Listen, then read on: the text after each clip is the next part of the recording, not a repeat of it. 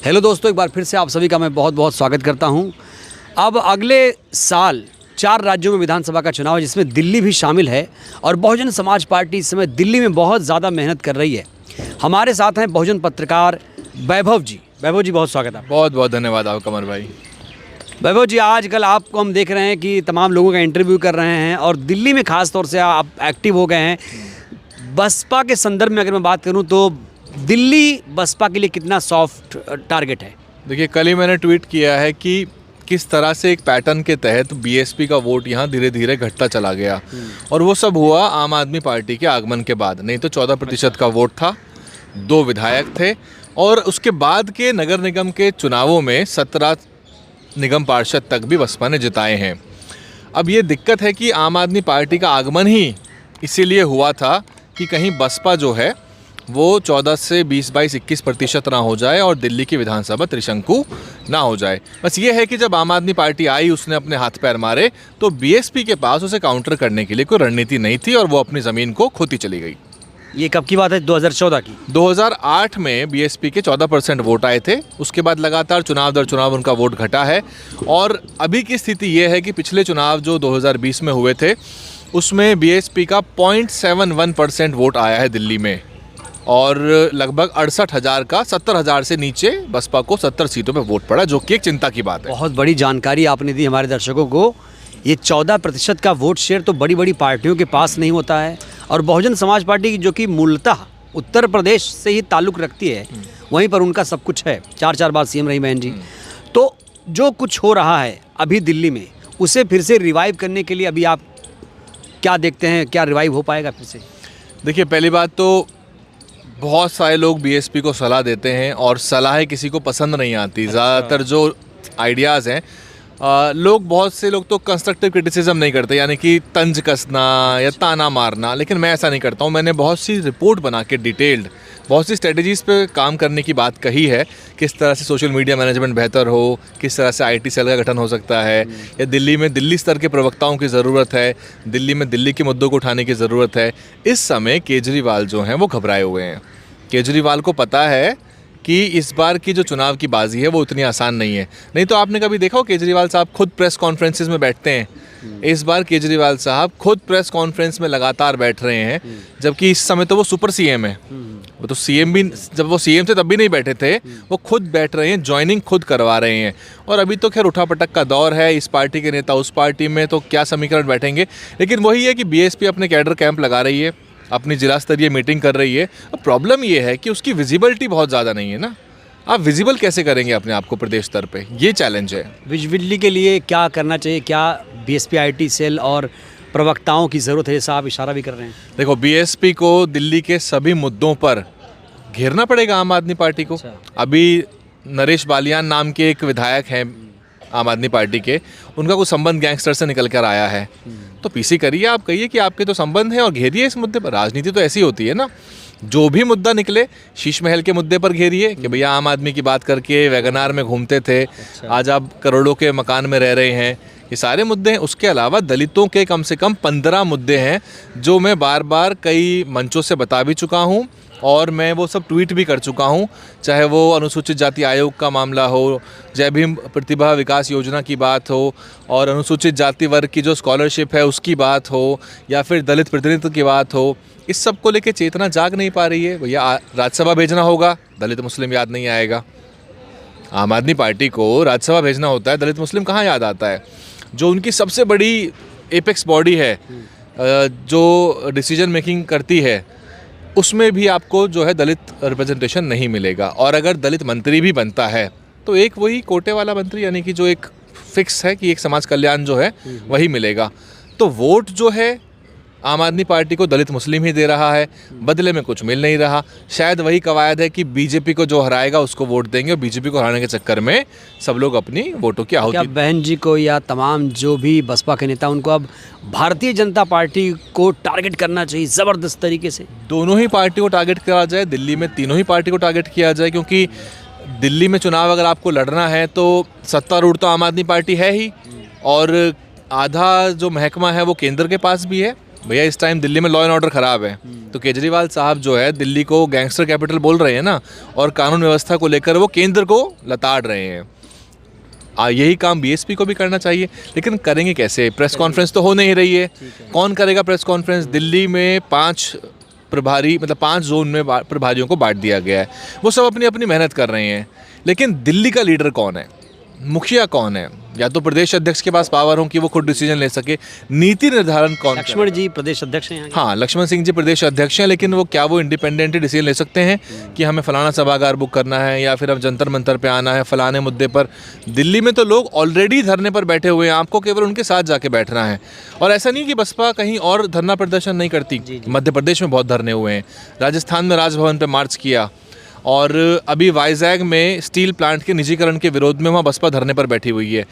पंजाब में भी आरक्षण का मुद्दा था। जसवीर सिंह गढ़ी जो कि अब बसपा से निष्कासित हैं, उन्होंने एक बहुत बड़ा कैंपेन वहाँ पे लीड किया था। ऐसा नहीं है कि बसपा के बस दिल्ली प्रदेश है जो बड़े पैमाने पर काम नहीं करता है। आप दिल्ली आकाश जी को बुला रही है कि आइए आपका स्वागत है? पूरा देश आकाश जी को बुला रहा है वैसे बसपा की बात की जाए तो।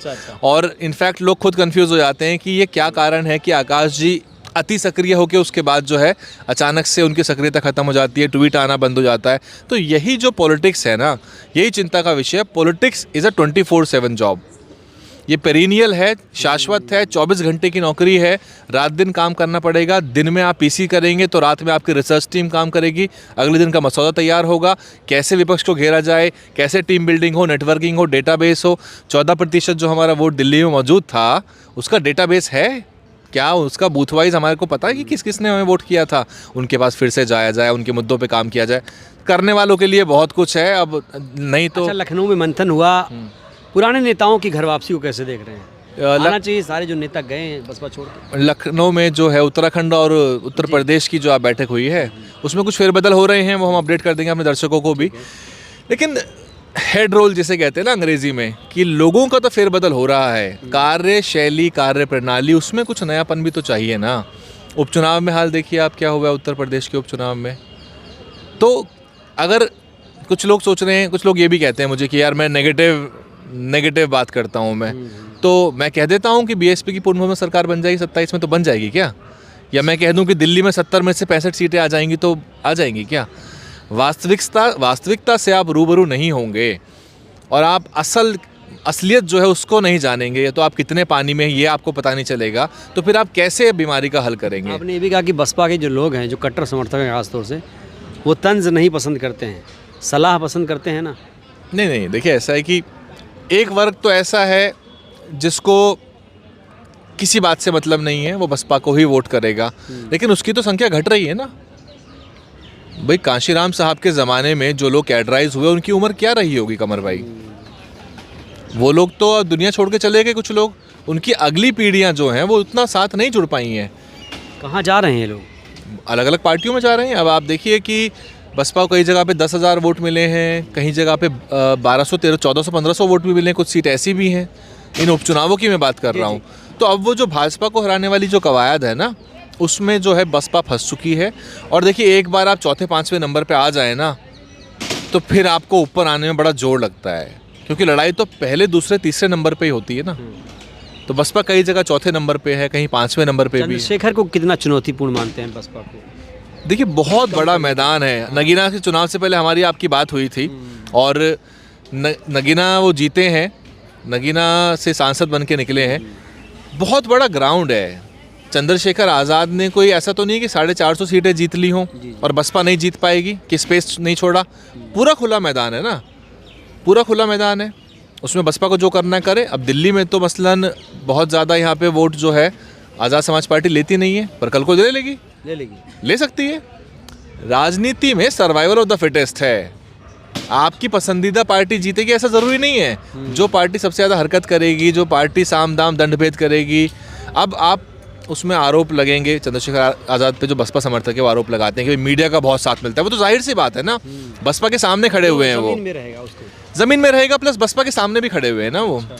तो बसपा के सामने खड़े होने की वजह से भी उनको ज़्यादा तवज्जो मिलती है। बहरहाल वो अपने हिस्से का काम कर रहे हैं, वो जो कर सकते हैं, वो जहाँ जूझना है, जहाँ लड़ना है, जो करना है वो कर रहे हैं वो। लेकिन बसपा को काम करने से कोई नहीं रोक रहा। बसपा जो काम करने वाले हैं, यदि वो करे अब बिना प्रवक्ताओं के आप क्यों चुनाव लड़ रहे हैं बताइए। मैनिफेस्टो को लेके देखिए, नेता का सम्मान हमेशा होता है, लेकिन हम अपने घर में भी देखते हैं जो बड़े बुजुर्ग होते हैं वो नई चीज़ें, नई टेक्नोलॉजी को लेके कई बार उतने ज़्यादा एक तरह से तैयार नहीं होते, एक्सेप्टेंस नहीं होती। तो हमें उनसे थोड़ा जूझना पड़ता है ना कि नहीं ये ऐसे होता है, स्मार्टफोन हाँ आपको स्मार्टफोन भी चलाना पड़ेगा, हाँ आपको एलेक्सा भी लगाना पड़ेगा, आपको स्मार्ट टीवी ऑपरेट करना पड़ेगा, है ना। इसी तरह से देखो मैनिफेस्टो को लेके जो रुख है ना बीएसपी का, मैं निजी रूप में, लोग इत्तेफाक मुझसे ना रखते हो कोई बात नहीं, मैं निजी रूप में मैनिफेस्टो को ना लाना, मैनिफेस्टो घोषणा ना करना बहुत गलत मानता हूँ। लेकिन बहन जी ये भी तो कहती हैं वैभव जी कि जो बीएसपी का मैनिफेस्टो है, संविधान ही उनके लिए मैनिफेस्टो है। कल ही मैंने ये बात सुनी है, मैं एक नेता बीएसपी के बड़े आला नेता हैं उनकी बाइट ले रहा था। एक बात बताइए, संविधान is a broader document, it's a broad document ना, उसके अंदर आर्टिकल्स हैं, उसमें ये तो नहीं लिखा हुआ ना कि आपको बिजली पानी सड़क सुविधा खरंजे स्कीम्स के बारे में क्या मिलेगा। वो तो एक ब्रॉड फ्रेमवर्क है ना, ब्रॉड फ्रेमवर्क है। आप चुनाव जीत के आएंगे तो आप विभिन्न वर्गों के लिए क्या करेंगे, विभिन्न क्षेत्रों के लिए क्या करेंगे। बहन जी ने एक बहुत अच्छा काम किया जो मुझे याद आ रहा है, कांशीराम कॉलोनी बना के दी, और वो देखता हूँ तो बहुत गर्व भी होता है कि यार उसमें एक चीज़ रखी गई कि गरीबों को दिया जाएगा, जात पात धर्म नहीं था, कोई मतलब नहीं था। तो ये बहुत बड़ी क्रांति नहीं थी। मुझे भी कांशीराम आवास योजना का जो एक परिसर था, एक बार उत्तर प्रदेश में मैं चुनाव के दौरान जाने का मौका मिला, देखा मैंने बहुमंजिला इमारतें हैं, हालांकि वो बाकी सरकारों के रखरखाव के अभाव की वजह से ख़राब हो गई, जैसे कि राष्ट्रीय प्रेरणा केंद्र भी ख़राब हो रहा है, लखनऊ के अम्बेडकर पार्क में भी दिक्कतें आ रही हैं, लेकिन वो इतना शानदार था कि वाकई में मतलब केवल एक क्राइटेरिया निर्धारित, तो क्रांति बिल्कुल। देखिए बसपा के जो काम है ना उसके लिए जितनी तारीफ करी जाए उतना कम है, लेकिन पुराने कामों से आप चुनाव नहीं जीतोगे ना। आज की राजनीति तो आज में ही होगी। आप सर्वथा अच्छे थे, कोई कमी नहीं है, आज भी बसपा की सरकारें आ जाएं तो ये जो धर्म की राजनीति, ये जो मारकाट मची हुई है, ये धर्म को लेकर सांप्रदायिक मुद्दे, ये सब खत्म हो जाएगा। पर 27 में आपको लगता है बसपा की सरकार इस तरह से आ पाएगी? बसपा को बहुत मेहनत करनी पड़ेगी उसके लिए। क्या मुस्लिम वोट बैंक छिटका है या उसे लाने की भी कोशिश कर रही है बसपा? क्या मुस्लिम वोट बैंक की तरफ ध्यान दिया जा रहा है? देखिए बसपा के पास मुस्लिम नेता हैं और बसपा को मुसलमानों का वोट नहीं मिला है पिछले चुनाव में। अमूमन आप अगर देखेंगे तो कई सीटों का उदाहरण है, कुंदर की देख लीजिए, मीरापुर देख लीजिए, उससे पहले जो चुनाव हुए थे उसमें भी आप देखेंगे लोकसभा में मोटे तौर पे बसपा को मुसलमान समाज का वोट नहीं मिला है। उसका एक रीज़न ये है कि एक तो बसपा की छवि, बसपा अपने इमेज मैनेजमेंट पे काम नहीं करती, बसपा को अपनी इमेज मैनेजमेंट पे काम करना पड़ेगा। मीडिया ने बसपा की छवि बहुत ख़राब की है और जब बसपा की छवि ख़राब की है तो बसपा ने उसे काउंटर नहीं किया ना। अगर कोई मीडिया में स्टेटमेंट आ जाती है तो कोई प्रवक्ता है या कोई पीसी होती है जो अगले दिन ही काउंटर कर दे। जिस पार्टी में केवल शीर्ष नेतृत्व ही पीसी कर सकता है तो बहन जी कितनी पीसी करेंगी? कम से कम 10 ऐसे और नेता हों जो पीसी कर सकें और रोज़ाना कम से कम 4-5 पीसी। आम आदमी पार्टी का कार्यालय गुलजार रहना चाहिए दिल्ली का भी। कार्यालय पे पहली बात तो नेशनल और कार्यालय पे जो देखिए, जिस कार्यालय में तो एक तरह से हलचल होनी चाहिए। जिस पार्टी कार्यालय में हलचल है वही तो पार्टी चल रही है। तो कार्यालय पे तो केंद्रीय कार्यालय जो है बसपा का, वहाँ तो ताला है, वहाँ तो कोई जा नहीं सकता। तो उस कार्यालय से लोगों का लगाव क्या है? तो वो चीज़ें सब गड़बड़ा गई हैं और उसको ठीक करने में बहुत ज़ोर लगने वाला है। और आने वाले चुनाव में भी कोई भी आप जब तक कुछ नहीं बदलेंगे तब तक कुछ भी बदलने वाला नहीं है। बिल्कुल, चलिए बहुत शुक्रिया। तो ये हैं वैभव जी और इन्होंने बहुत विस्तार से बातचीत की और इनके अगर पॉइंट्स अगर कोई लिख ले, बीएसपी के नेता हैं, कार्यकर्ता हैं, उन्हें लिखना भी चाहिए कि इन्होंने क्या क्या कमियां बताई और अच्छाइयां तो देखिए बहुत हैं। मैं बार बार कह रहा हूँ, मायावती जी में, बहन जी में, उनके शासन में कोई कमी तो नहीं है, लेकिन उससे कब तक? बहुत लंबी फेहरिस्त है, यूनिवर्सिटी, स्कूल, कॉलेज और पता नहीं क्या क्या। और आज जो समृद्ध समाज उत्तर प्रदेश का दलित समाज भी है ना, खड़ा है अपने, हाँ, जो खड़ा हुआ है वो केवल बसपा के चार शासनों की वजह से ही है। लेकिन कुछ वो भी भूल गया है, कमियां दोनों तरफ से ही है, क्योंकि ताली एक हाथ से नहीं बजती। हाँ, ताली दोनों हाथ से बजनी चाहिए। और जो लोग भूल रहे हैं उन्हें भी सोचना पड़ेगा। जो लोग घर लेके बैठे हैं, जिन्होंने जो अपने पैरों पे खड़े हैं, उन्हें भी सोचना पड़ेगा कि बहन जी ने उनके लिए कितना संघर्ष किया और क्या कर सकती हैं। बहरहाल इस वीडियो में इतना ही। ये बातचीत कैसी लगी आप लोग भी अपनी प्रतिक्रिया दीजिएगा। बहुत बहुत धन्यवाद।